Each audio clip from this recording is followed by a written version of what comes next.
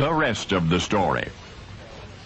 Rudy Chelminsky lay in the darkened hotel room, trying to forget the cold.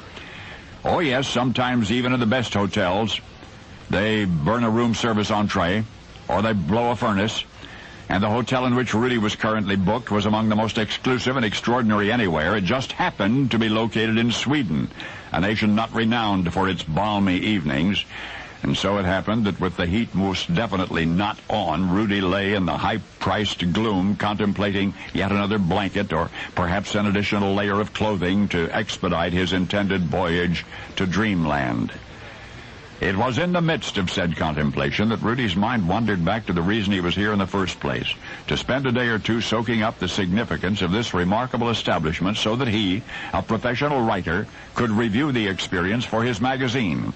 There was no denying that architecturally the place was a masterpiece.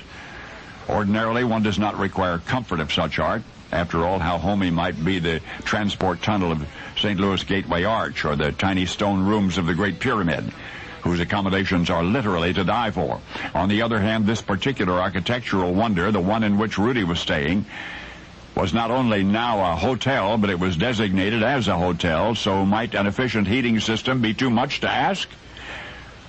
Next morning, Rudy, escorted by an English architect from Oxford, toured the facility. There were 60 rooms, several suites, 6,500 square feet of main floor, the writer was told, and yet despite its comparatively diminutive size, the hotel typically hosts 8,000 visitors and several prestigious fashion shoots every year.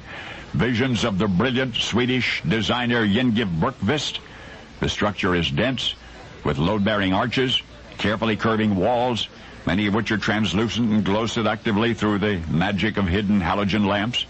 The unique interiors are further enhanced by the sculptures of 20 internationally acclaimed artists. This particular type of architecture represents an extremely limited field. For in the past, although a few splendid palaces were similarly constructed, they were principally monumental, not meant to be inhabited. So why in such a fabulous and decidedly habitable edifice was the heat not turned on? Well, in fact, the heat's never turned on, because there can be no heating system in the first place. And that's why guests find themselves prepped in snowsuits and double boots for the privilege of staying there, as did writer Rudy Chelminsky on the occasion of his excellent adventure. For you see, the astonishing lodging you've just visited along with him, situated marvelously 125 miles north of the Arctic Circle, is called Ice Hotel. Ice Hotel.